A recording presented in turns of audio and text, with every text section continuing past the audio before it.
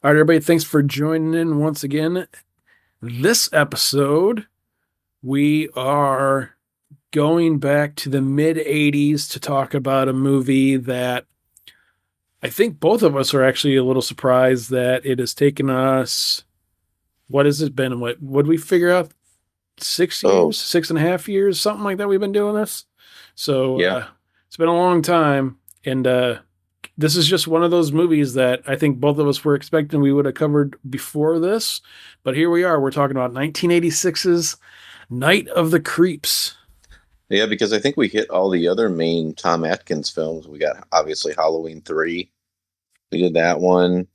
We did The Fog, Maniac Cop, Creep Show. So it seemed like, this was like one of those classic late 80s, or mid late 80s, whatever it is, cult following type of horror films. And we just somehow it just escaped us. So finally, we give you Night of the Creeps. Yeah, old Tommy Atkins and his by the point this was probably the later of the ones that you mentioned, I think. Yeah, I think so. Because yeah, Halloween 3. Well, The Fog was early 80s. Halloween 3 was like 83, I think. And Maniac Cop was, I think, later on down the road. Was it? Um, Okay. So yeah, yeah, but yeah, because his hair is pretty white in this one, but I think it was pretty white right. in Maniac Cop too. Yeah, he became the Silver Fox in this one, I think. Yeah, it's just kind of funny.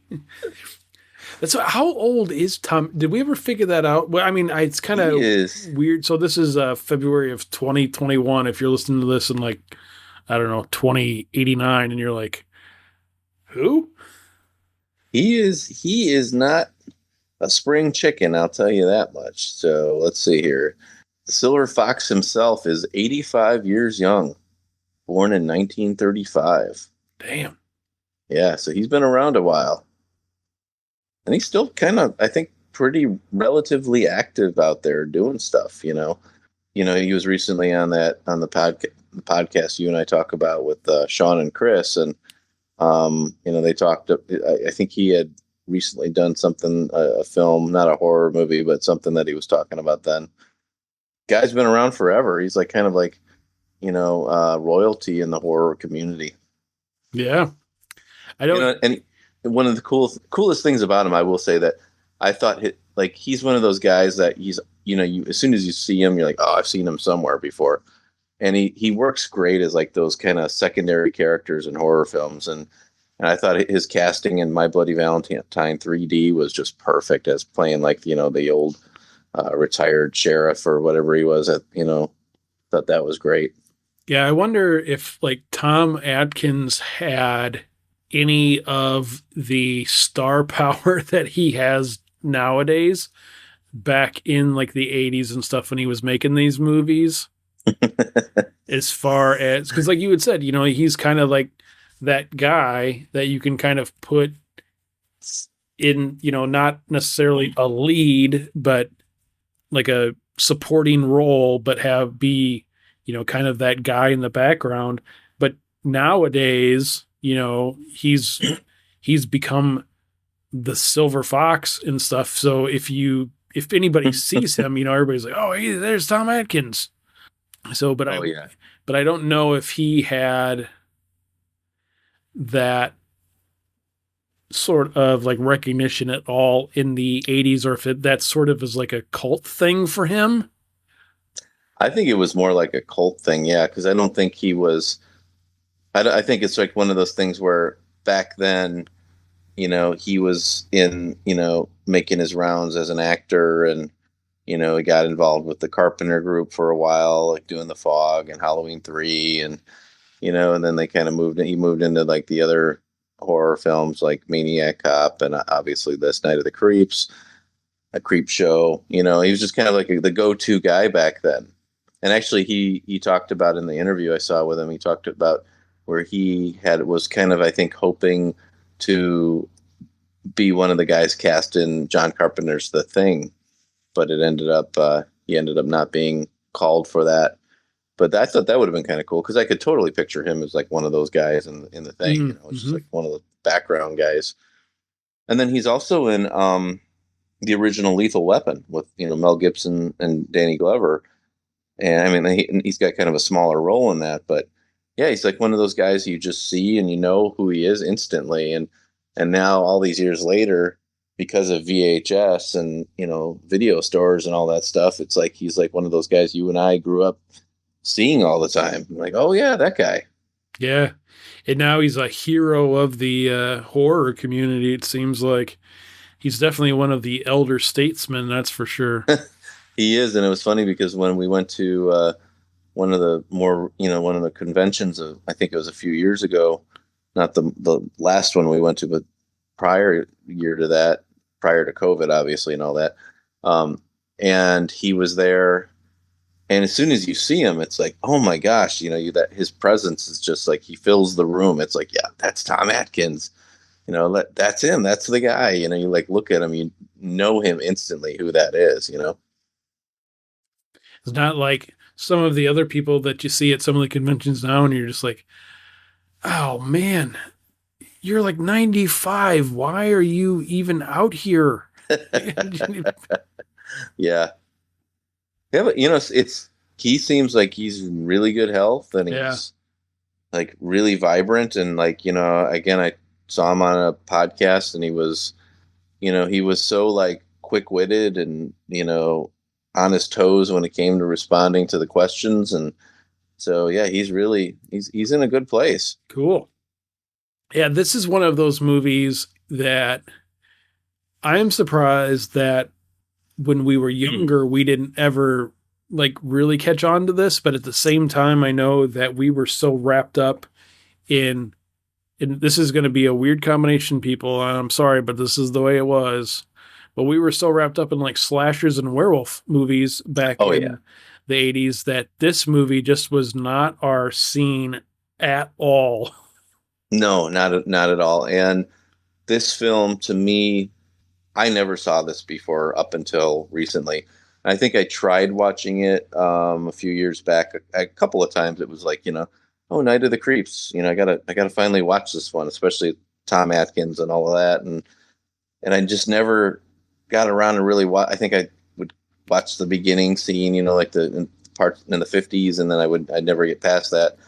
So this was my first time viewing it, and which was kind of weird because, yeah, like you're saying, it totally seems like something that would have been on like the USA Network, back in the day, or on cable, on other cable channels, and us probably like running into it a lot, but for whatever reason we really didn't. Yeah. Yeah, it definitely wasn't something that was on our radar at all when we were kids. And then I was the same as you. When I was younger, I was like, oh, I should watch this movie. I should watch this movie. And I know I've tried to watch it a couple of times and I'd never had seen the whole thing. And I think we'll get into that during this episode as to probably part of that. But yeah, like I said, this is not a movie that would have been our thing at all when we were kids. And now that I've watched it in its entirety as an adult, I could see that if this was one of the movies that we had watched all the times when we were kids, this probably would be one of those movies that we would be like, oh, Night of the Creeps, Night of the Creeps. And we would talk about it all the time and it would just be great. It's a weird movie, man. I mean, I don't know how else to, I mean, It is. It starts off the same as we've seen in other movies from the 80s. So it starts off in the 50s. And it seemed like that must have been the thing in the 80s. That must have been like the go-to decade. Because didn't Hello, Mary Lou jump back to the 50s too? Yep, it starts out in the 50s as well. And then it starts in the 50s. Yep. And I think there was a couple other things. I want to say Christine starts in the 50s. I'm not sure about that one. I think that's probably because I think it starts in like, because it's like a 57 Chevy or something, but it starts in the factory. But anyway, yeah, it's always seemed like the 50s were the go-to spot, and then it would always jump forward. And this was always a thing too. I don't understand the whole what's with the jumping forward 27 years, but everybody always does it. Yeah, that's interesting you say that because I think back in the 80s, the 50s were the go-to. I mean, even like you think of like big blockbuster films like Back to the Future, that was Right. that what did it always go back to the 50s, and that would be like the previous generation's era, and all this like the Stephen King stuff, and even like Stand By Me, wasn't that the 50s? Yeah. Like the and so and it's funny because now all these years later, the 80s have become the new 50s. So like all the movies now go back to the 80s. So you've got like the new version of it, obviously, or Stranger Things, or everything's kind of like a throwback to the 80s. That's kind of like the new 50s. Yeah. It's weird. The other thing too that this movie was really, really heavy on, at least for myself, the vibes that I was getting for this after the opening scene. I mean, the open scene was the opening scene, but then after the opening scene, it jumps to like 1986. And then you have this weird, like, high school party thing going on Oh yeah, that seemed like it was right out of a John Hughes movie. big time. Yeah, this was a total, 80s college film. Yeah, exactly. It just kind of had that total vibe to it. And then the one-liners in here. I was I would really love to see a copy of the script of this movie and read through like Tom Atkins' characters lines to actually see how many of them were more Yeah. than just one-liners, because it seemed like everything he said in here was just He zinger after zinger. Yeah, his were great. Like that one line, like the best one I think in my opinion was the one where he's at the sorority house with the girls, and he's looking out the window and he's like, "Oh, ladies, your dates arrived, but we got some bad news. They're dead," or something like that. I was like, "Oh, that's great. That's like such a great like 80s Tom Atkins one-liner type thing." But then it was weird too, because once that John Hughes like feeling set in, that was what was odd about it, was that feeling never left. Yeah, It I see that. Yeah. it's so if you ever wondered what it would be like if John Hughes made a horror movie besides Home Alone, you could watch Night of the Creeps because it feels like a John Hughes horror movie. It does. It's just a total like 80s, the classic the the kid wanting to get with the girl, and then the girls with the bully, and just all of that stuff was there. It's like, the same template they use in like all those 80s films. I mean, it's like, for crying out loud, it was like the Karate Kid, same thing there. I mean, it's just like all that's, that very typical storyline that you expect to see in these films. But then they got like kind of that oh, let's go further even into the beginning here. Like, let's talk about that opening scene where like you're in space and you see those like little aliens running around with like, and that was weird. So you go from this like weird, cheesy kind of like almost comedic alien scene, and then it goes straight to the 50s, and then it goes to the 80s, and it's like it's a weird movie, and it's kind of like a sci-fi slash horror, and then again you toss in Tom Atkins in the mix. But what's funny with a lot of this is you could cut out just like little tidbits of it, and then it would get rid of like aspects of it completely. Like that, you're like the sci-fi stuff. You could cut out like, what is it, like 30 seconds of this movie, and then that's gone. Yeah, true. Or even like some of the other, yeah, just some of the other stuff. Like you could cut out just a little bit of this movie, and it could, in theory, be like a weird, like hokey sci-fi John Hughes movie and not have Yeah. any horror elements in it at all. Or they could have just amped it up just a little tiny bit, and then it could have been a complete straight-on zombie movie.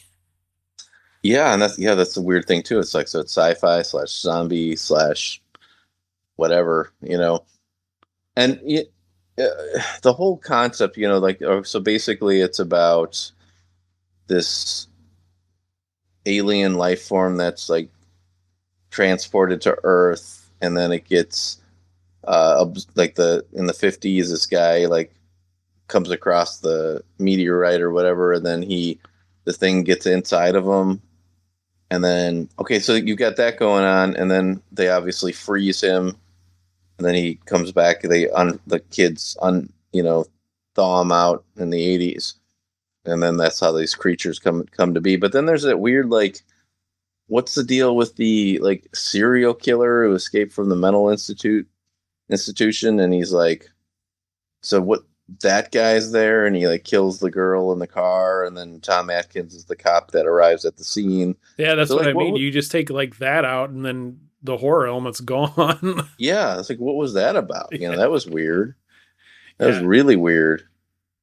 But yeah, it was a strange movie, and then like, then so it's basically these little slug creatures that like, end up in this sorority house, and then and infecting all the people there, and they turn into these like weird zombies, and you got to shoot them in the head, and you've got these practical special effects where the heads pop open and the creatures come out and all that stuff. And 86, so that would have been okay, so that would have been 86. I was trying to think of the creatures that are in this. They are very reminiscent of, well, they're very reminiscent of the slugs from the Slug Lady in the Puppet Master series for Yeah, one. very much. Yeah. But then they are also like they also reminded me a little bit of that, whatever the Jason Voorhees creature thing from Jason Goes to Hell, but they're not as nasty as that was. Yeah, and to be honest with you, they're really kind of uninspired. They weren't like, you don't think back and think, oh yeah, those really interesting little creatures in that movie. They're like just kind of like black pieces of rubber that slither around. There was nothing real interesting about the design to them. Yeah, they were just slugs. Yeah, just like slugs, and it wasn't like, and that's the thing about this film. Like everything we're saying, there was nothing that was like really like a standout. Like, oh yeah, you want to see this movie because of this. I think to me, the biggest aspect of this film that I thought made it worth watching was Tom Atkins, and because he is Tom Atkins, that's really the only reason. Like I thought his opening scene was pretty funny, like where he's sitting on the beach, and this girl with a bikini comes and serves him a cocktail or whatever. And it just seemed like totally like, I think in my head like Halloween 3 and the fog, and him getting with these younger girls, and like so then the first scene you see with him is that, and it's like, oh, okay, there he is, that's him for sure. Like, where are we going with this? So I thought that was kind of funny, but like other than that, like it's really like it's not really the most memorable horror movie. Like Yeah. I can't even picture like had we had seen this back in the day, would we really be like pulling this one up and being like, oh yeah, we got to go revisit this one? Oh, I think it would have been like anything else we would have watched back in the day. We would have watched it like, you would have recorded it, and then we would have watched it 18 times until the next thing you recorded. Yeah. And then it would have made it into the regular mix. True.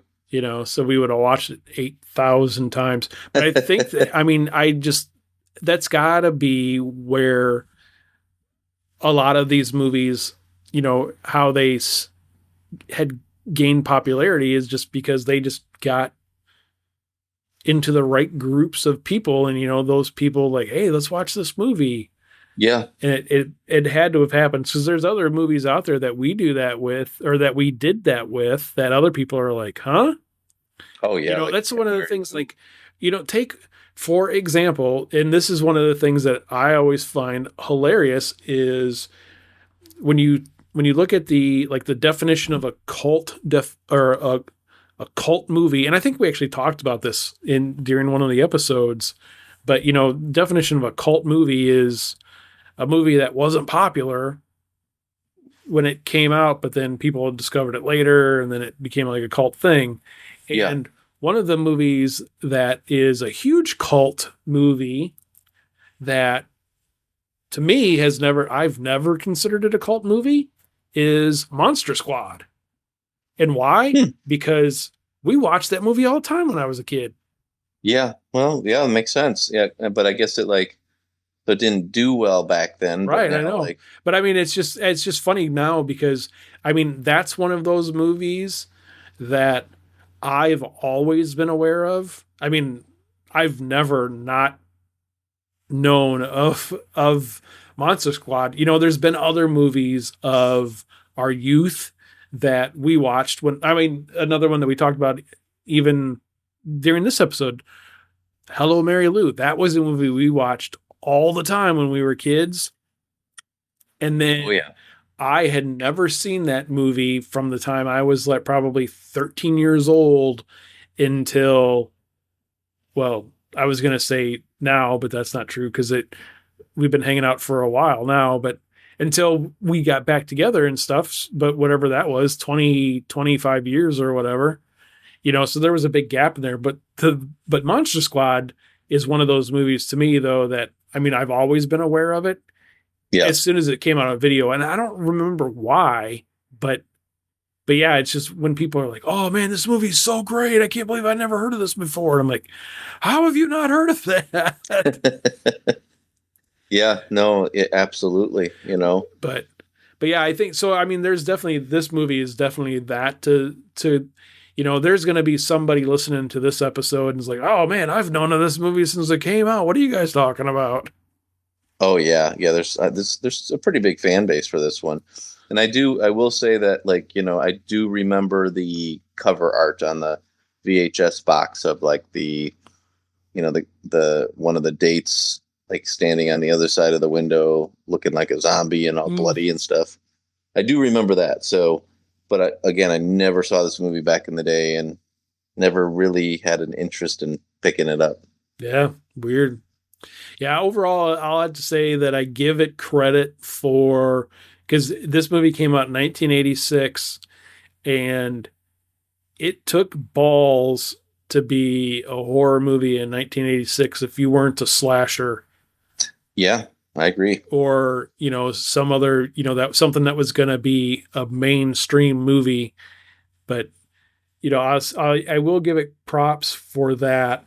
But I mean, overall, really, this movie just was not my cup of tea at all.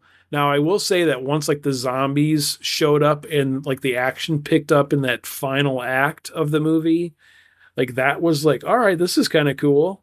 But getting to that point for me would not be worth sitting through this movie again.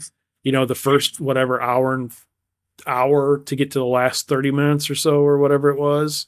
Yeah, Um, so yeah, unfortunately for me, it's a thumbs down. Not a huge thumbs down, I don't think, but it's still a thumbs down.